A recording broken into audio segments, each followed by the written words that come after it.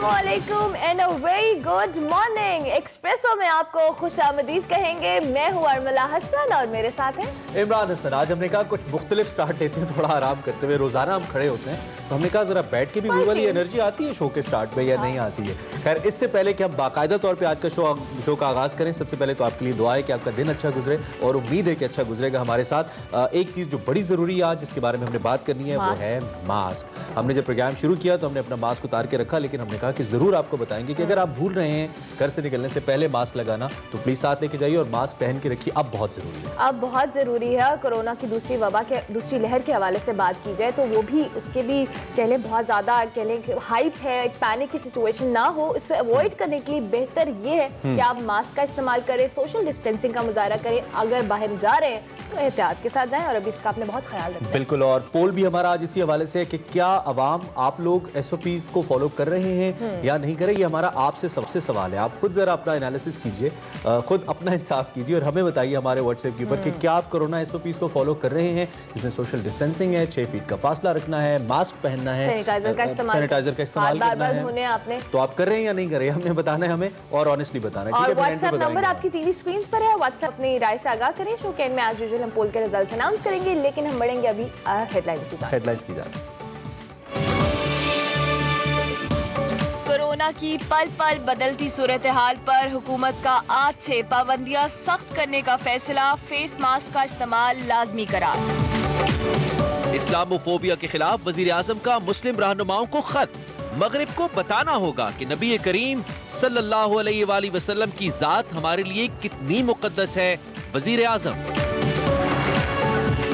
सिपा सालार का मालाकंड डिवीजन का दौरा, मदरसे पर हमला इस्लाम दुश्मनी है, दहशत गर्दों को अंजाम तक पहुंचाएंगे। Army chief. सारे जेब कुतरे एक ही स्टेज पे खड़े होकर शोर मचाते हैं, जी तबाह हो गया, मारा गया, मुल्क तबाह हो गया। उनका एहतसाब होगा। मुल्क में सियासी कशमकश बढ़ गई। वजीर आजम ने ओपोजिशन को जेब कुतरा और गद्दार करार दे दिया। कोरोना लॉकडाउन के दौरान घरेलू तशद्दुद के इम्कानात में इजाफे की वजूहात जानिए सेगमेंट माइंड मैटर्स में माहिर नफ्सियात सबाहत अहमद से। सिंध हुकूमत का पाकिस्तान में पहली बार फनकारों को हेल्थ इंश्योरेंस देने का फैसला। Segment over a cup of coffee में शराज उपल होंगे एक्सप्रेसो के खुसूसी मेहमान। अक़वाम मुत्तहिदा मिशन में पाकिस्तान की नुमाइंदगी करने वाली पहली खातून ट्रैफिक वार्डन सलमा अब्दुल गनी आज होंगी एक्सप्रेसो की मेहमान। और सेगमेंट मेरा पाकिस्तान में हिना न्याजी सैर करवाएंगी कराची सी व्यू की। This is today's espresso. आज फिर हम कोशिश करेंगे आपका ये जो आने वाला वक्त है, खासतौर पर 2 घंटे अच्छे गुजरे और भरपूर गुजरे। सबसे पहले शो का आगाज हम करते होते हैं आजकल मौसम से। और मौसम क्या है जी, लाहौर का मौसम है कुछ बेहतर और सुहाना भी, और सर्दी भी आने वाली है, लेकिन मैक्सिमम जो दर्जा हरारत है वो 31 है, जबकि मिनिमम टेम्परेचर जो है वो 16 डिग्री रहने वाला है। इसके साथ साथ अगर इस्लामाबाद की मौसम की बात की जाए तो ज्यादा से ज्यादा दर्जा हरारत 27 और कम से कम 13 है। रोमांटिक मौसम है आज इस्लामाबाद में। अच्छा, आगे चलते हैं और बात कर लेते हैं हम कुछ गवादर की। The future of Pakistan, Gwadar port हमारा पोर्ट सिटी है कराची के बाद दूसरा, और इसके हवाले से हम अगर आपको बताएं आज तो 29 डिग्री सेंटीग्रेड ज्यादा से ज्यादा मौसम यहाँ का रहेगा और 22 डिग्री सेंटीग्रेड कम से कम। ऑब्वियसली हवा में नमी का तनासुब भी हो गई चूंकि समंदर है वहां पे। विद दैट हम बात कर लेते हैं द ब्यूटीफुल स्कर्दू की। स्कर्दू इज और स्कर्दू का मौसम भी बहुत जबरदस्त है। विद दैट श्रीनगर, कल भी हमने मेंशन किया था, आज भी हम बात करेंगे श्रीनगर की। 13 डिग्री सेंटीग्रेड ज्यादा से ज्यादा और 7 डिग्री कम से कम। और स्कर्दू मुझे पता नहीं क्यों याद आ गया, शायद आप missing the northern areas may be. और वैसे स्कर्दू और श्रीनगर मिलते जुलते भी हैं पहाड़ों। हाँ, बिल्कुल ऐसा ही है। लेकिन अभी हमने आपको मौसम की सूरत हाल बताई और अब हमने कोरोना वबा के हवाले से बात करनी है आज की बड़ी खबर में।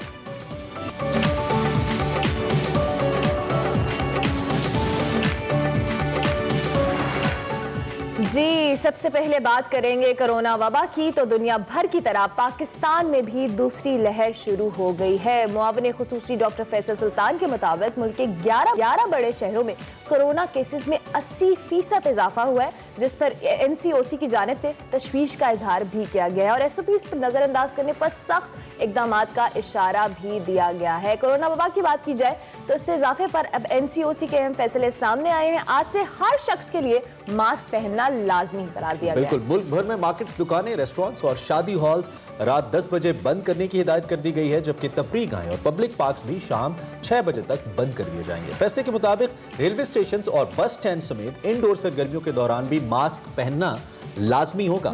एसओपीज पर इतलाक का दौरानिया 2 माह के लिए होगा। उधर इस्लामाबाद में दफा 144 नाफिज कर दी गई है। मास्क न पहनने वाले अफराद को पुलिस गिरफ्तार कर सकेगी। सो घर से निकल रहे तो मास्क लाजमी लेके निकलिए और गैर जरूरी तौर पर निकले ही ना तो ज्यादा बेहतर है। और हमें डॉक्टर साहब ज्वाइन करें। बिल्कुल, हमारे साथ मौजूद हैं वबाई अमराज के माहिर डॉक्टर राना जवाद असगर साहब। Thank you so much doctor साहब, आपने हमें ज्वाइन किया।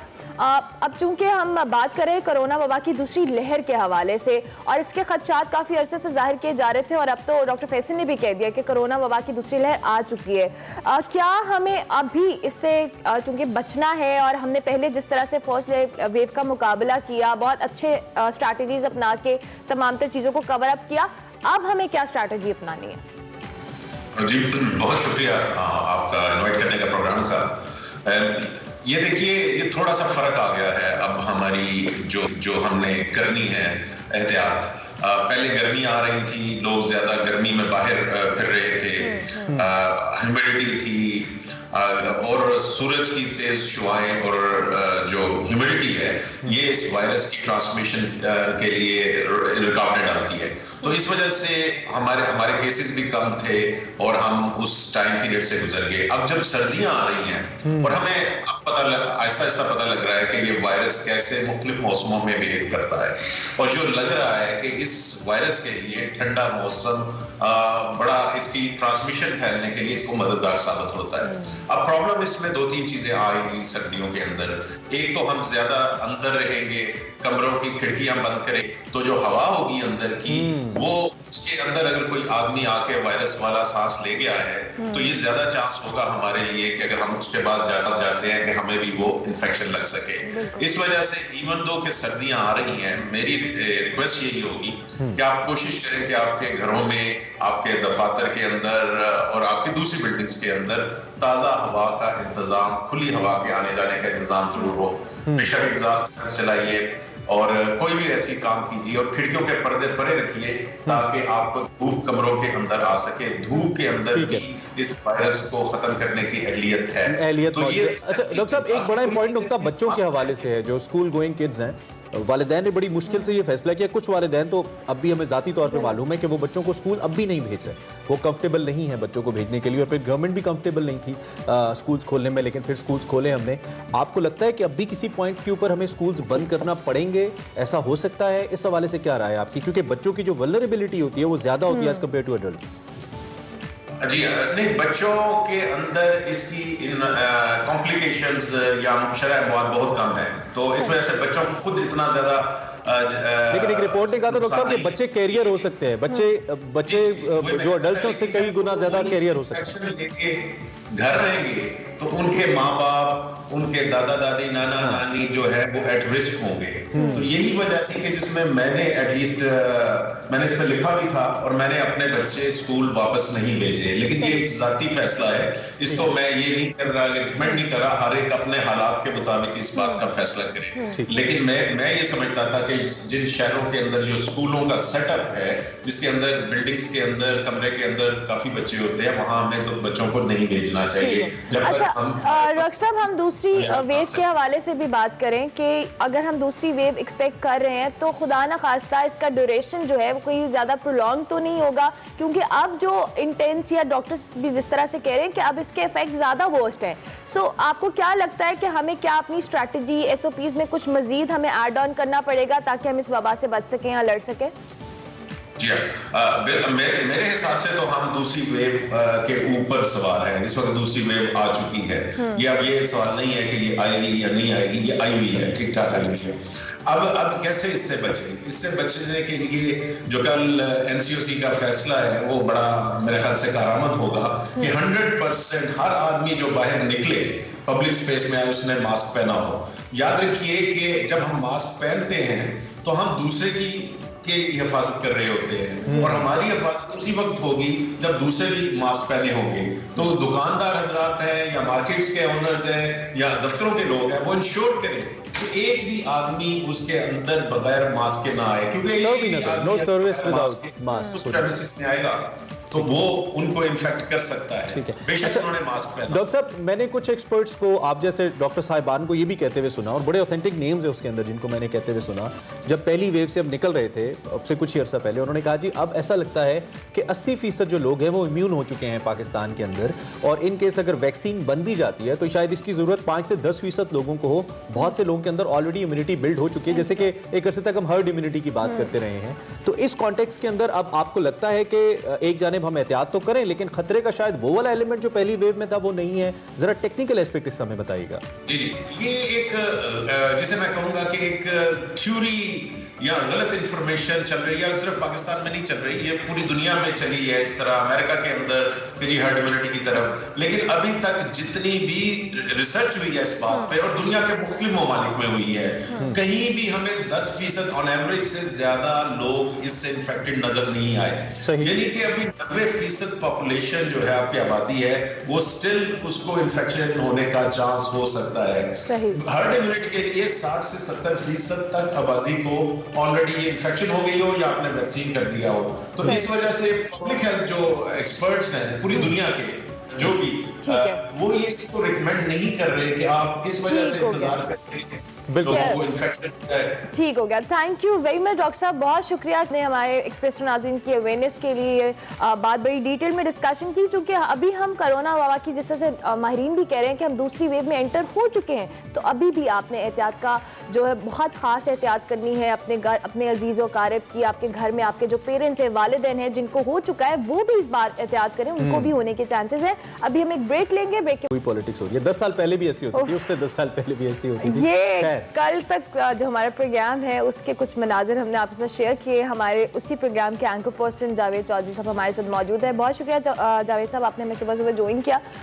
कल रात जैसे हमने तो देखा, लेकिन आपसे हम जानना चाहेंगे कि आपके प्रोग्राम में क्या खास बात डिस्कस की इन मेहमानों ने, और हमारे एक्सप्रेस नाज़रीन के साथ शेयर कीजिएगा।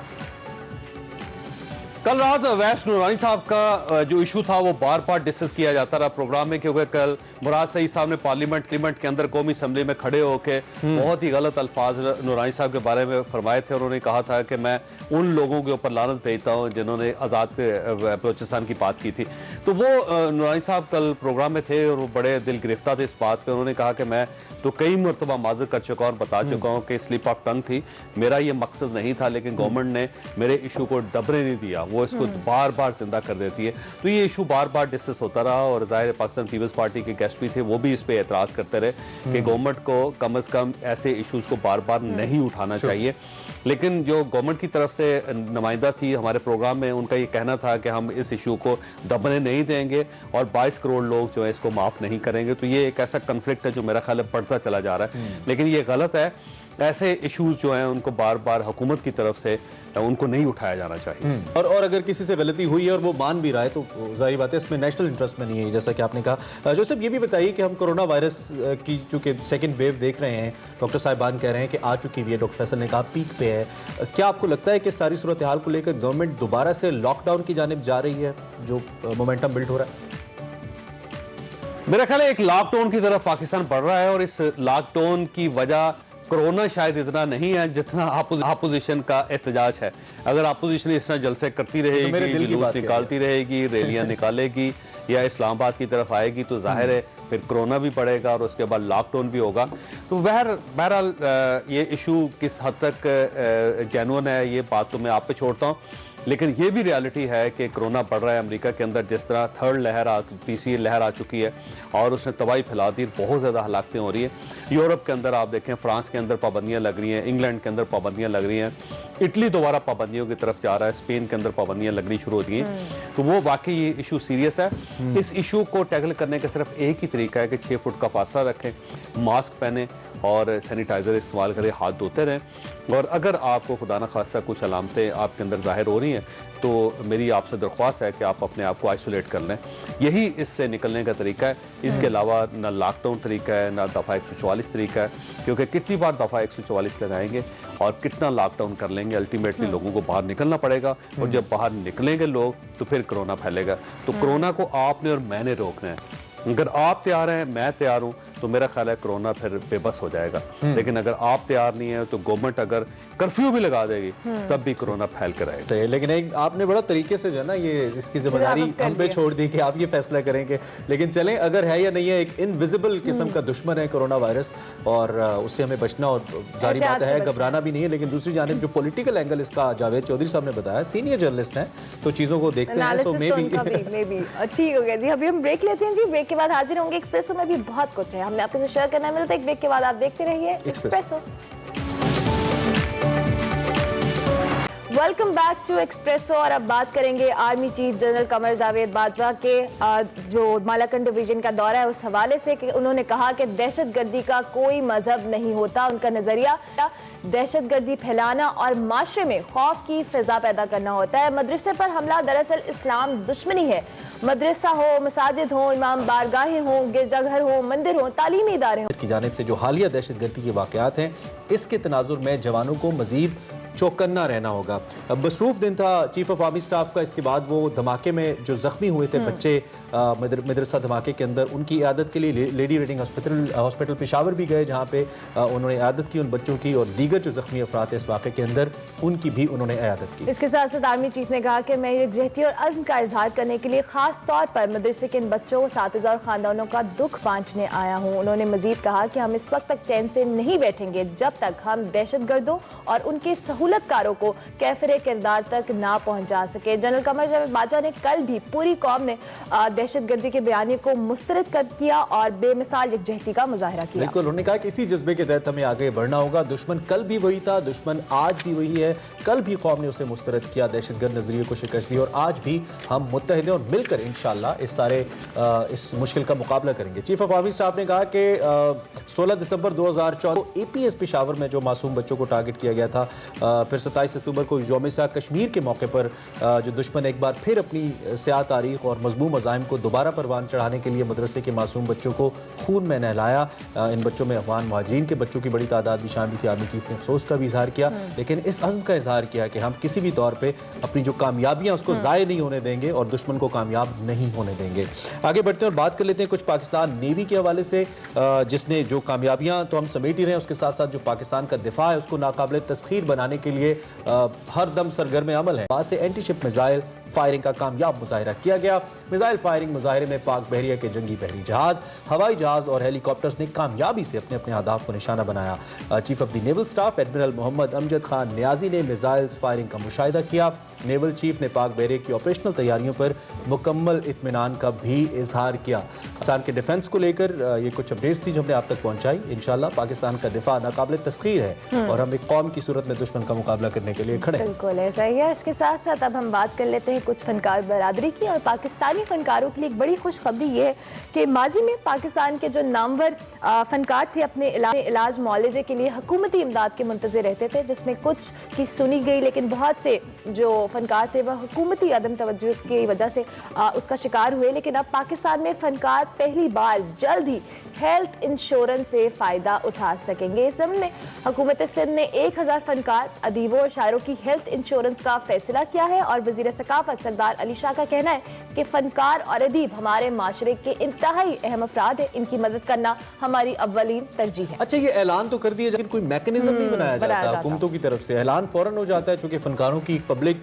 प्रेजेंस होती है तो उससे बल्ले बल्ले भी हो जाती है ऐसे ऐलान कर। देखिए, एक मैकेनिज्म होना चाहिए, कोई अथॉरिटी होनी चाहिए, कोई कमेटी होनी चाहिए जिसके तहत एक प्रॉपर मैकेनिज्म हो जिससे ये फनकार इस सहूलत से फ़ायदा उठाएं। बहुत अच्छा इक़दाम है, तमाम सूबों को करना चाहिए, लेकिन इसका कोई मैकेनिज्म लाजमी है। तो सरदार अली शाह साहब ऑल द बेस्ट, लेकिन प्लीज़ कोई मैकेनिज्म भी बनाइए ताकि उस पर भी हम बात करें और आसानी हो फनकारों के लिए। अब यहाँ से सीधा हम आपको ले जाते हैं अमेरिका जहाँ पे इस वक्त इंतखाबात होने के हवाले से जो मुहिम है वो रूज पर पहुँच चुकी है, और 3 नवंबर को होने वाले सदारती इंतखाब के लिए सदर डोनाल्ड ट्रंप और डेमोक्रेटिक उम्मीदवार जो बाइडन की इंतखाबी मुहिम आखिरी हफ्ते में दाखिल हो गई। अस्सलाम वालेकुम नाज़रीन, आप देख रहे हैं माइंड मैटर्स और मैं हूं वकार अहमद मलिक। घरेलू तशद्दुद के हवाले से हम इस सेगमेंट में बात करेंगे। घरेलू तशद्दुद के हवाले से कानून साजी जो है वो काफ़ी हद तक और बहुत बेहतर हुई है, लेकिन इम्प्लीमेंटेशन में कहाँ मसाइल हैं वो तो अपनी जगह पे एक बहुत बड़ा प्रॉब्लम है। लेकिन घरेलू तशद्दुद, सबसे पहले ये अवेयरनेस जनरेट करने की ज़रूरत है कि घरेलू तशद्दुद है क्या और इसके अंदर क्या क्या वो चीज़ें आती हैं, कौन कौन सी चीज़ें आती हैं जिनको हम वेल डिफाइंड यानी डिफाइन करके हम कह सकते हैं कि ये जो है, ये फलां वाला एक्ट जो है, ये फलां वाली चीज़ जो है, ये घरेलू तशद्दुद के ज़ुमरे में आती हैं। दुबई से हमें ज्वाइन कर रही हैं सबाहत अहमद, जो कि माहिर नफ्सियात हैं, और उनसे हम पूछेंगे।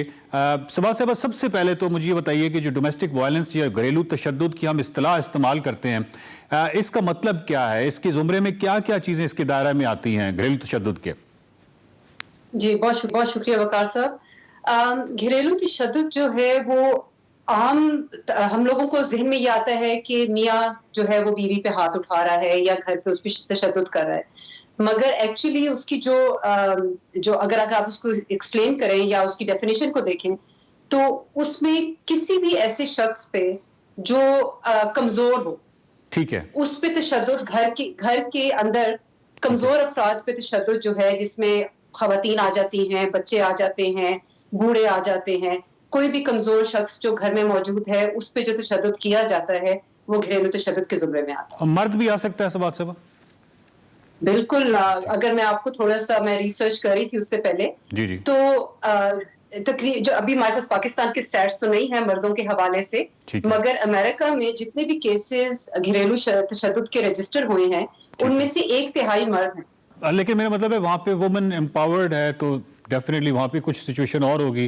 पाकिस्तान में शायद वुमेन एम्पावरमेंट के वो मामलात तो नहीं है, तो यहाँ शायद मर्द काफी कम होंगे। पाकिस्तान में तो स्टैट्स इकट्ठे हुए नहीं हैं, हमें स्टैट्स मिलते नहीं है। अगर आप उसको रिसर्च करें तो आपको 2000 मेरा ख्याल है जो लास्ट था वो 19 में मेरा ख्याल है जो थोड़े बहुत स्टैट्स इकट्ठे हुए थे वो लास्ट अपडेट हुआ था जी, ठीक है। और अभी जो एक कुछ स्टडी पाकिस्तान में हुई है वो भी खवातीन पे ही हुई है और उसमें तकरीबन 60% खवातीन जो हैं वो किसी ना किसी तरीके से घरेलू तशद्दुद का शिकार हैं। तो ये एक बहुत बड़ा नंबर है और अगर आप उसमें मर्दों को भी शामिल कर लें तो बहुत ज्यादा हो जाता है।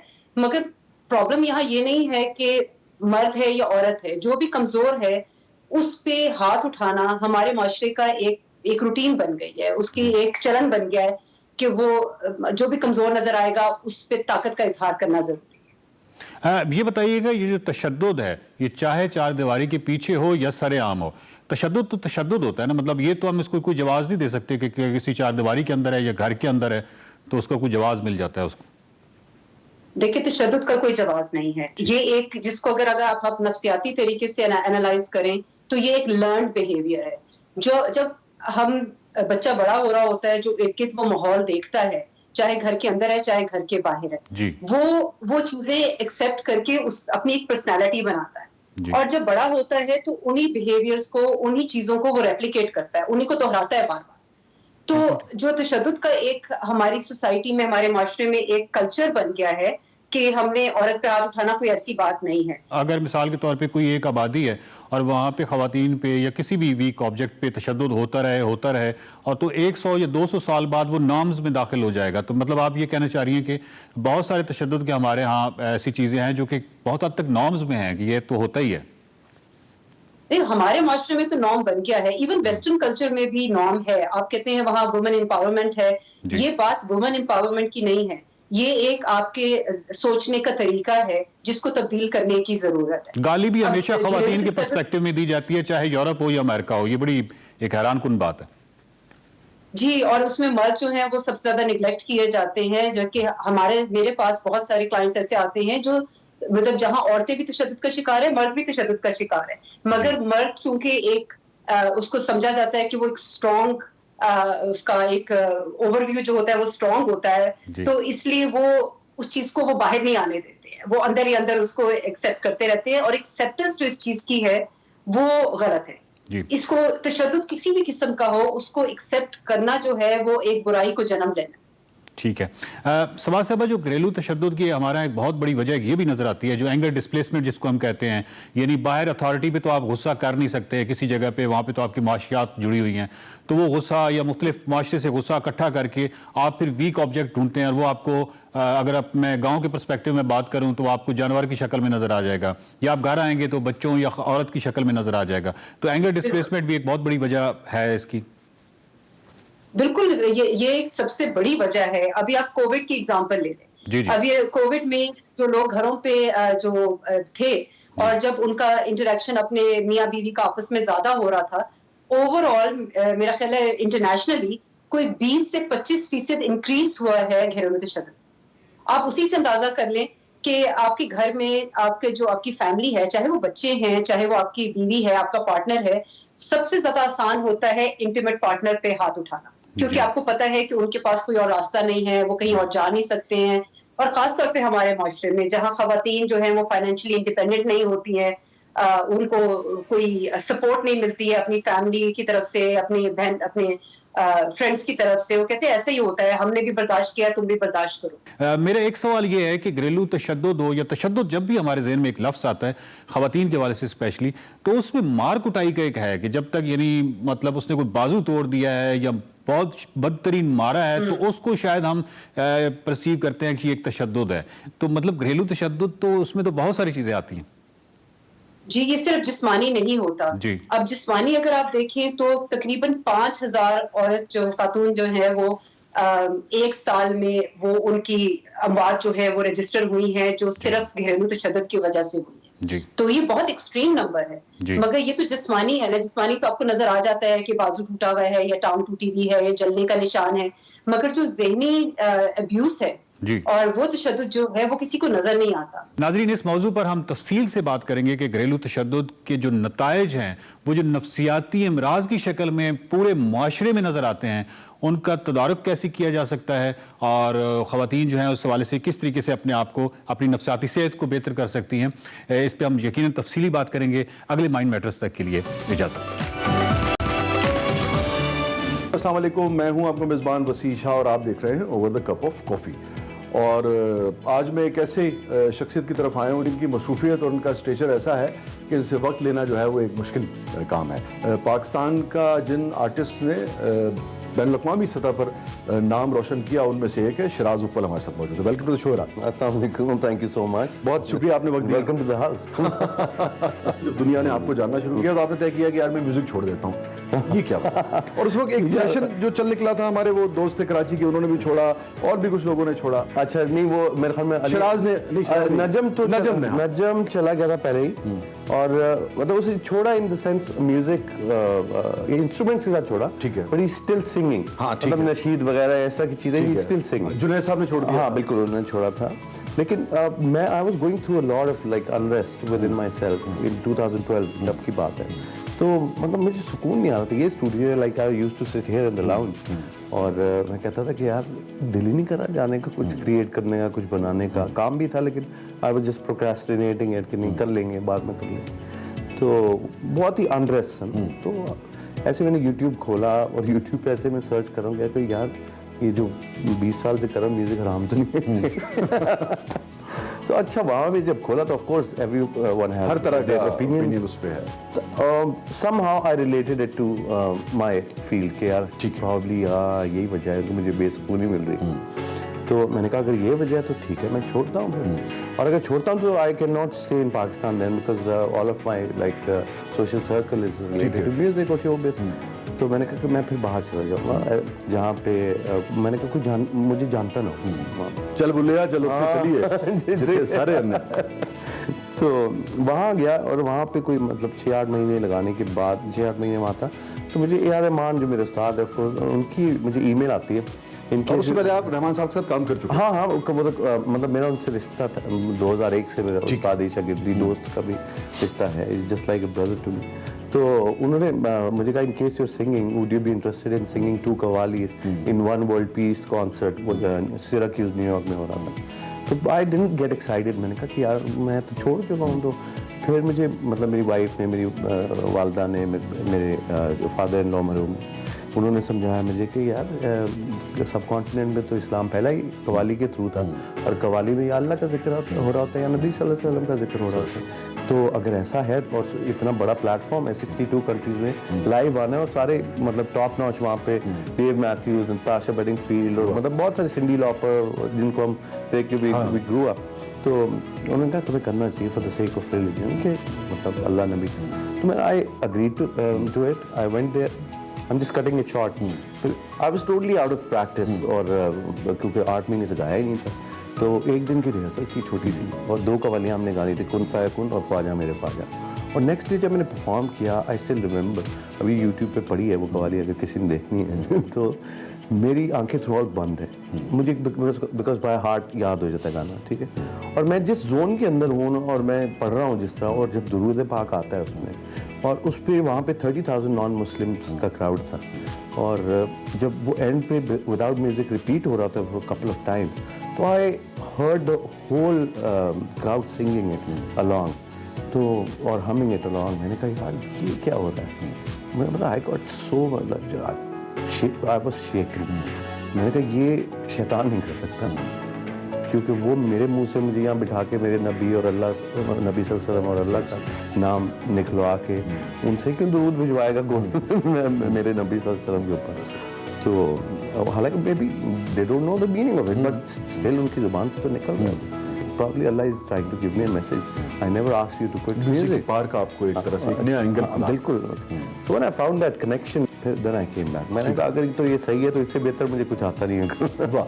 तो उसके बाद क्या फर्क महसूस किया आपने अपनी जिंदगी में, रवैये में, कि वही काम जो आप पहले कर रहे थे आप बाद में भी कर रहे हैं, मगर पहले एक मरतबा आपकी जिंदगी में बेसुकूनी आई और उसी काम में अब आपको पीस मिल रहा है। इतना पीस मिल रहा है, मतलब when I'm creating something, और क्रिएटर तो अल्लाह है, हम सिर्फ जो बेशक हवा में है उसको we just try to grasp it, but जो भी अता होती है, बिकॉज मेरे हिसाब से जो कॉम्पोजिशन या कोई भी क्रिएटिव काम है वो अल्लाह की अता, बेशक अता है आप, बेशक ठीक है, क्योंकि यहाँ पे कुछ नहीं है, आ रहा है ऊपर से, बेशक आते हैं गैब से ये मज़ामी ख्याल। एग्जैक्टली। सो प्रॉब्ली आम बंदा ये अंडरस्टैंड नहीं कर सकता, क्योंकि वो समझे कि नाउजुबिल्लाह हम कोई मतलब पैगंबर होने का दावा कर रहे हैं, इल्हाम होता है यार, अल्लाह माफ़ करे, लेकिन ये हर चीज़ उसी से एग्जैक्टली बिलोंग्स टू अल्लाह, ऐसे होती है, ज़हन भी उसका, ख्याल भी उसका, सब कुछ बेशक तो जिसको चाहे अता कर दे, कुदरत है। तो उस क्रिएटिविटी के दौरान जो मेरा कनेक्शन होता है उनके साथ, मतलब बिसाइड्स नमाजों में तो अपना तो फ़र्ज़ है, मतलब छोड़ने किसी हालत में है ही नहीं, तो उसमें अपना कनेक्शन है, बट इसके अंदर जो the way I feel connected to God is something totally different. अच्छा शराज, जब हम कहते हैं कि हमारा अल्लाह से एक कनेक्शन हो गया है, तो ये एक तरह से एब्स्ट्रैक्ट बात भी है, तो आपको लगता है कि आपके यहाँ भी एब्स्ट्रैक्ट है, या आप उसको बाकायदा बयान कर सकते हैं कि उसके बाद जो उस कनेक्शन की वजह से जो अमली ज़िंदगी में प्रैक्टिकली क्या चेंजेस आई शराज ऊपर? यार practically of course I was more focused towards my work, towards my other relationship, towards life itself. मतलब I started studying about religion, then life, philosophy, कि यार है क्या, सब में चक्कर क्या है। अपने जो रवैये हैं ज़िंदगी में लोगों के साथ, सोसाइटी के साथ, अहले खाना के साथ, ओवरऑल उसमें भी कुछ आपको लगा कि कुछ चेंज आया है? डेफिनेटली, बिकॉज जब आप देखिए बात सारी चीज़ होती है realisation, when you start realizing things, और आहिस्ता आहिस्ता करके होता है, हर चीज़ का वक्त मुकर्रर है, उससे ना एक सेकंड पहले होंगे ना एक सेकंड बाद में, तो उसमें मतलब विद टाइम आप इवॉल्व करते हैं, बंदा हर शख्स इवॉल्व करता है। तो आपको लगता है कि उस कनेक्शन की वजह से आप मुझे बहुत चेंजेस और बहुत positive, not only musically but otherwise as a personality मुझे काफ़ी बहुत चेंजेस आए। अल्हम्दुलिल्लाह। कोई ऐसी चीज़ जो ये जो खास ट्रांस होता है, जिसको हम कनेक्शन का ट्रांस कहते हैं, कोई ऐसी चीज़ जो आपने उसमें लिखी हो या कंपोज की हो या गुनगुनाई हो, बहुत ही पर्सनल में बात पूछ यार, हाँ, वो अगर आप शेयर कर अभी अनरिलीज्ड है, it's for Momina Duraid's next film, तो उसके लिए कवाली है जो मैंने मतलब कोई 80% मैंने लिखी, वो कवाली है, तो वो एक थॉट प्रोसेस था पूरा, तो वो कवाली इंशाल्लाह आएगी और उसमें आपके सवाल का जवाब। अच्छा, वेरी गुड, वेरी गुड। आपको क्या लगता है किस चीज़ ने रहमान को रहमान बनाया? यार उसके अकीदे ने और इत्तेकाद, और एक जो उसकी जो बात है कि वो अपनी माँ की बहुत खिदमत करते हैं, मतलब जो पहले सुना करते थे और वो बात सच्ची देखी कि यार वो अपनी माँ की गोद में सर रख के सो रहा होता है। कि आपका म्यूजिक बड़ा मतलब आज का म्यूजिक लगता है, आपको रहना पड़ता है। लेकिन शराज आपको नहीं लगता चूंकि जो अंग्रेजी जुबान है, जिस तरह हमारे यहाँ काफिया रदीफ होते थे, उसकी वजह से खास तरह का रिदम पैदा होता था और उससे एक मेलोडी भी तरतीब देती थी। उन धुनों को आप उर्दू जब शायरी के ऊपर लगाते हैं तो आपको नहीं लगता कि मेलोडी थोड़ा सा पीछे रह जाती है और उसका नुकसान होता है? ऑफ कोर्स उस तरह से याद करने में होता है, बहुत नुकसान होता है। हमारे उर्दू के अंदर सबसे खूबसूरत उर्दू शायरी में बात ही है काफिया रदीफ की और उसके एक्सप्रेशन की। हाँ एग्जैक्टली, उनके रिदमेटिक वो कई वर्ड्स को खींच के पूरा करने की कोशिश करते हैं।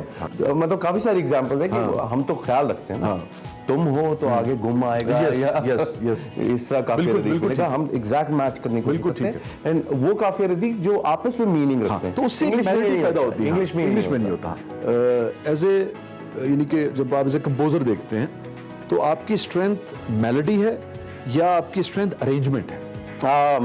आई गेस के अगर अच्छी मेलोडी हो ना फिर ही अच्छा अरेंजमेंट सूट करता है उसको। अच्छा ठीक है। तो my prime focus is the melody. ठीक है कि मेलोडी वो हो कि यार जुबान पे चढ़ने वाली हो, याद आप खाली गिटार के साथ भी याद रहने वाली, बगैर गिटार के भी गुनगुनाऊं तो कोरस जो मेरा सबसे ज्यादा एम्फेसिस जो होता है वो कोरस पे। लाइक अगर रोया रे की एग्जांपल ले तो रोया रे सबको याद है, आगे पीछे क्या कहा गया बहुत सारे लोगों को नहीं याद होता। ठीक है, although it makes meaning, it makes sense, but लोगों को कोरस याद रहता है। तो मेरी कोशिश होती है आई गो रिवर्स, सबसे पहले मैं कोरस बनाता हूँ because that's the most important part in the song जो लोगों को याद रहना। Then I go to pre chorus जो उससे पहले आता है, then I go to the verse जो इसको अस्थाई बोलते हैं। तो आई वर्क बैक। यूथ के लिए बड़ा मतलब अहम हो गया पोर्शन कि आप गाना कैसे तख्लीक करते हैं। कौन सा गाना जो आपने अपनी बेगम साहबा के लिए तैयार किया? यार बेगम साहिबा के लिए ये अगेन रीजन, उसका रीजन ये है because I made this song in 2007। मुझे मुकेश भट्ट ने कहा था कि मुझे ये फिल्म में ये सिचुएशन है जहाँ हीरो की वाइफ जो है उसकी डेथ हो जाती है। तो 2007 में my wife was diagnosed with cancer for the first time. तो वो I could relate to it कि यार because I had a fear of losing her, कि बताना था अगर ऐसा हुआ तो क्या होगा। तो वो मेरे दिमाग में उनकी सिचुएशन फिल्म की भी थी और मेरी अपनी ज़ाती सिचुएशन भी थी कि अगर ऐसा हुआ तो क्या होगा। तो उस फीलिंग के अंदर आके जो मैंने वो बनाया गाना। तन्हाई संग दिल तन्हाई संग लाई याद तेरी संग लाई बार बार वो बहार फिर से याद आई सुनी सुनी राह दिल की जिसने थी सजाई तन्हा रोया रे दिल रोया रे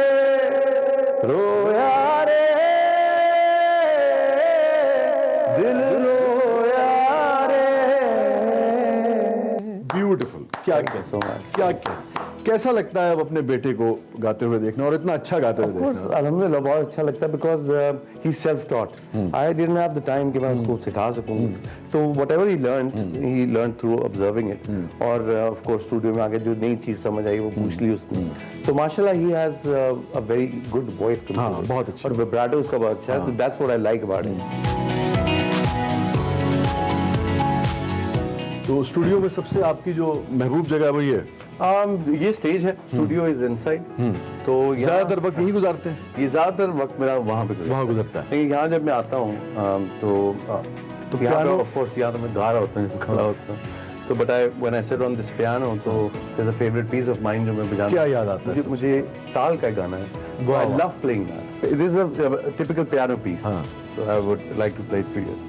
रहमान साहब के म्यूजिक था ना ताल का?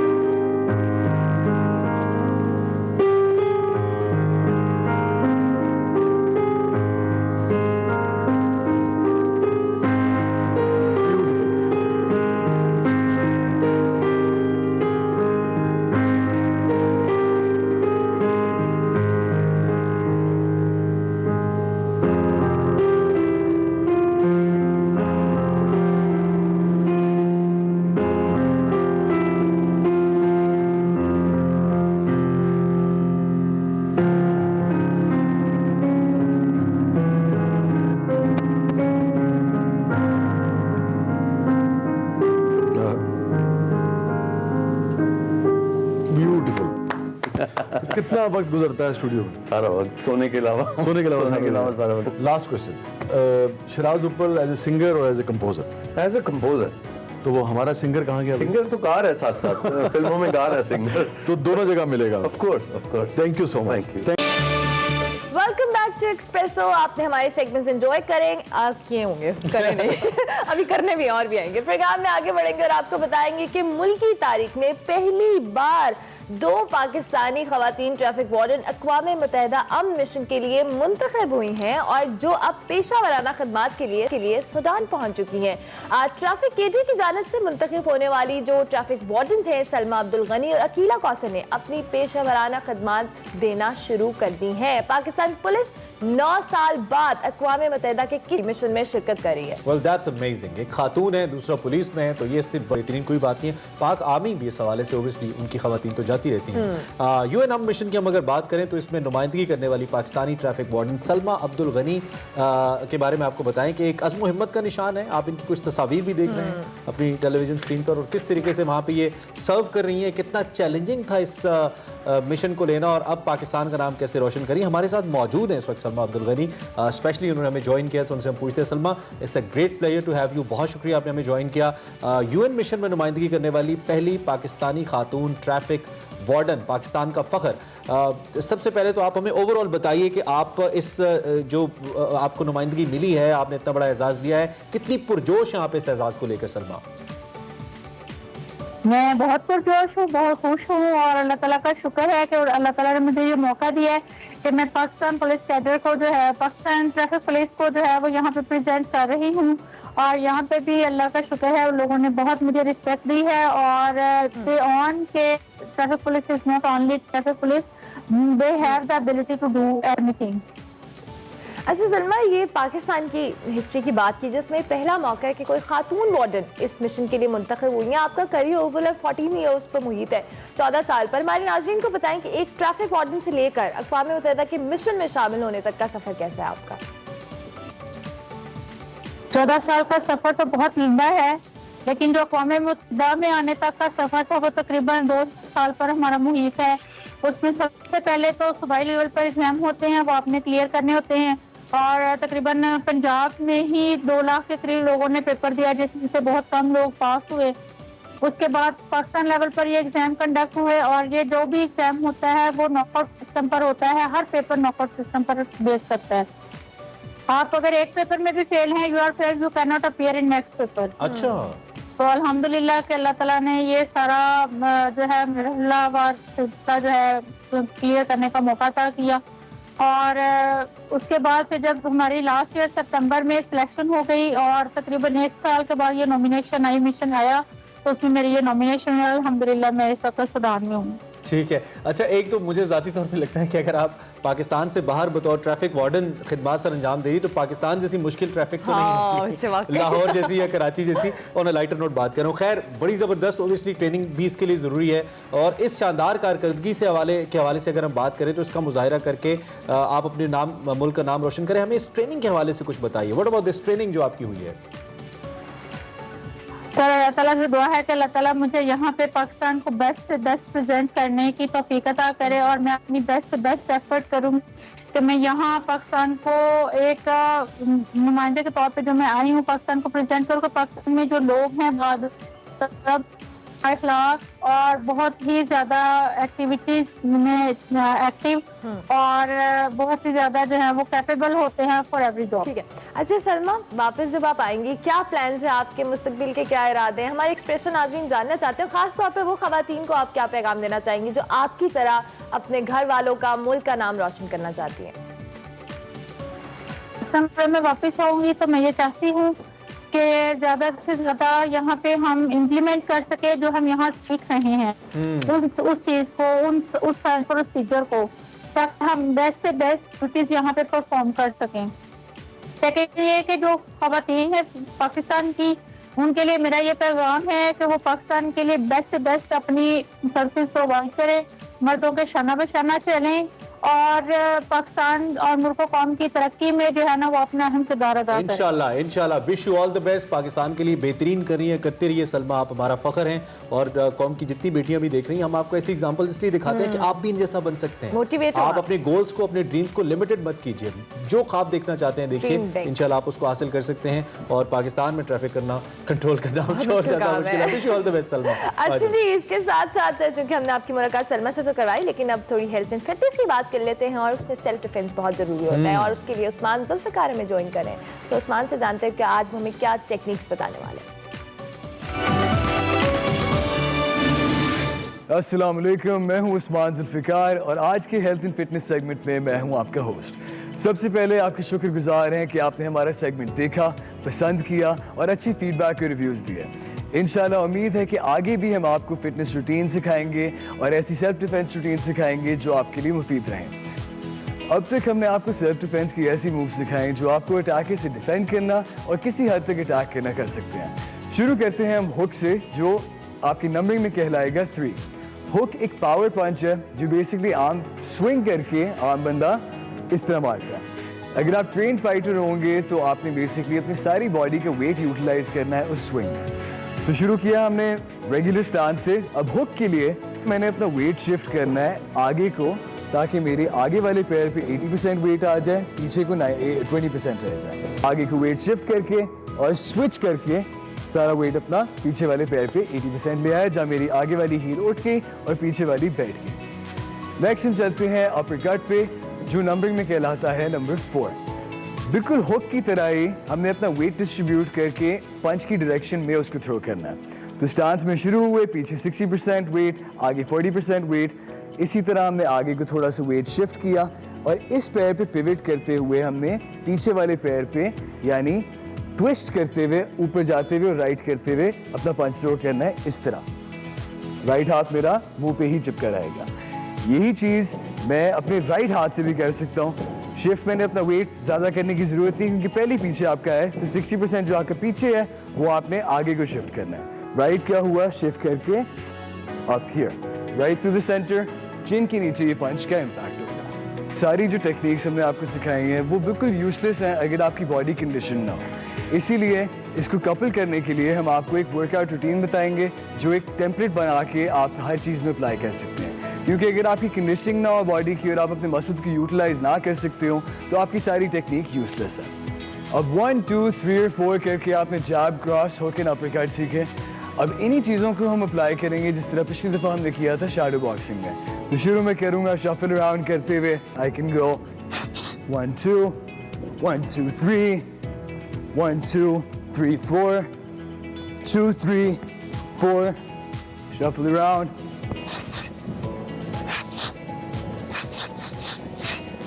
शैडो बॉक्सिंग के 2 राउंड के बाद आपने वक्फा लिए बगैर गेयर वॉक्स करनी है 1 मिनट के लिए। आप शुरू करेंगे एक प्लैंक पोजीशन से।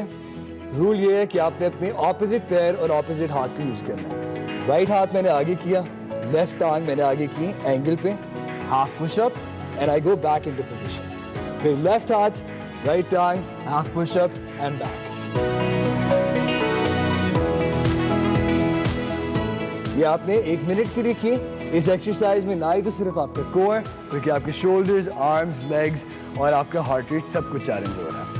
नेक्स्ट एक्सरसाइज आपकी लेग रिलेटेड है, जो अगेन आपकी कार्डियोवास्कुलर स्ट्रेंथ को भी कॉम्प्लीमेंट करेगी। Squat jumps. स्क्वाट आपकी रेगुलर होती है, पैरों को शोल्डर विड्थ अपार्ट रख के थोड़े से एंगल पे आपके टोज निकले होते हैं। आपकी सोल कंप्लीटली फ्लैट होती है, जहां आपके टोज और हील्स कंप्लीटली नीचे ज़मीन में इवनली प्लेन कर रहे हैं।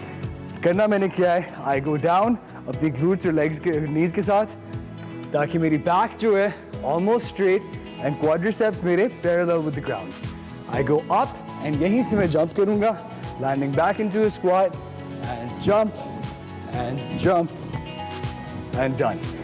वक्त के बगैर आप नेक्स्ट एक्सरसाइज में जाएंगे, जो एक कोर रिलेटेड एक्सरसाइज है, स्क्रू ड्राइवर। स्क्रू ड्राइवर में आप अपनी बैक पे लेटे, हाथ अपने अपने ग्लूट्स के नीचे रखें और एक 2 prong मोशन में आपने एक्सरसाइज की।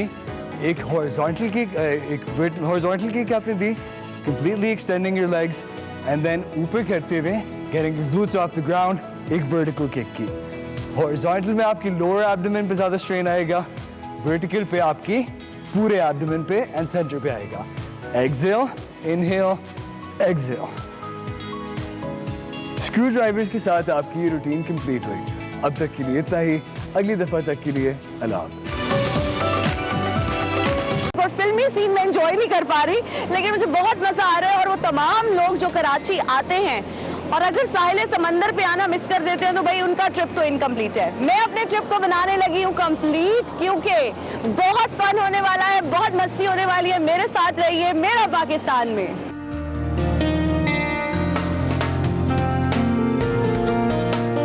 नाज़रीन, यहाँ साहिल समंदर पर हमें एक बहुत क्यूट से बाबा जी नजर आए हैं और मैंने सोचा क्यों ना इनसे थोड़ी बात की जाए, लेकिन ये बहुत शाय हैं और मुझसे बात नहीं कर रहे। ये मुझे बता रहे हैं कि मेरे दूसरे दोस्त आएंगे, आपको इंटरव्यू देंगे। बहुत मजे मजे की चीजें थी, इनके पास कुछ चॉकलेट्स थी। जब मैंने पूछा कि किसके लिए है तो ये बता रहे हैं कि यहाँ पे सुबह 8 बजे आ जाते हैं और बच्चों के लिए सारा सामान है, बच्चों के लिए सारा सामान। चले तो एक हाई फाई हो जाए, ऐसे करें, हाई फाई नहीं, मुझे हाई फाई, ताली बजाए, हाई फाई। बहुत अच्छी तो लगता है मुझे थप्पड़ मार रहे।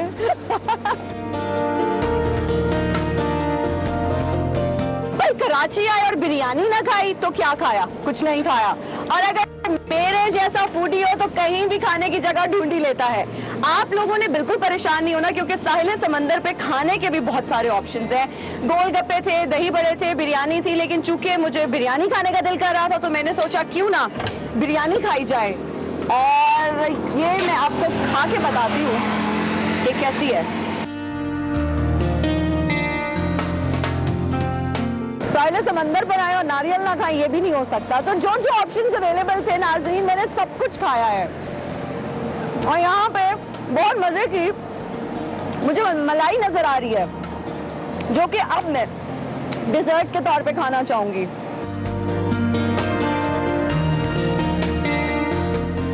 नाज़रीन, बगी राइड भी हमने एंजॉय की, मैंने स्पोर्ट्स बगी चलाई भी सही। गाड़ी तो मैं चलाती रहती हूँ, लेकिन अब बारी है हॉर्स राइडिंग की। डर बहुत लग रहा है, लेकिन इस घोड़े का नाम बबलू है और भाई बहुत बातें मानता है, बातें सुनता है। Bablu, take a U turn.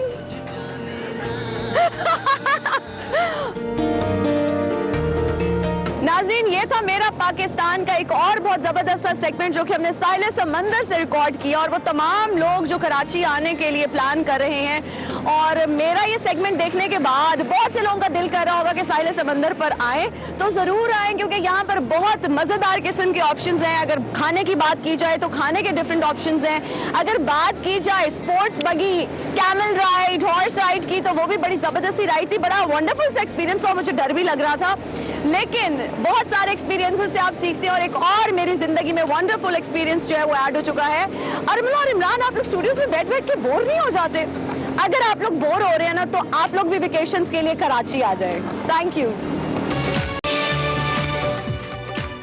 Welcome back to Expresso. और हम शो के जो कह लें आखिरी मराहिल में पहुंच चुके हैं, और हमारा ये सेगमेंट होता है कोल्ड किचन का। कोल्ड किचन में हमारे साथ हैं जी शेफ नुमान, और कुछ बहुत ही कलरफुल सी ड्रिंक बना के बैठे हैं। कैसे हैं शेफ नुमान आप? जी गुड, हैप्पी। आप आज बड़ा कराची स्टाइल में आपने कैसे कहा। अच्छा, मुझे बताएं कि क्या बनाया? आज आपके लिए स्ट्रॉबेरी आइस बनाया है। इजी इसकी रेसिपी है। अगर आपके पास फ्रेश स्ट्रॉबेरी है तो फ्रेश स्ट्रॉबेरी यूज कर सकते हैं, नहीं तो आप प्यूरी भी यूज कर सकते हैं। ठीक है, उसमें 30 ml आपने प्यूरी लेनी है एक गिलास में, और 10 ml आपने लेमन लेना है, लेमन जूस ले लें या लेमन को यूज कर लें। ठीक है, और उसके बाद आपने इसमें 20 ml शुगर लेनी है। शुगर सिरप भी यूज कर सकते हैं और दूसरी शुगर भी इस्तेमाल कर सकते हैं।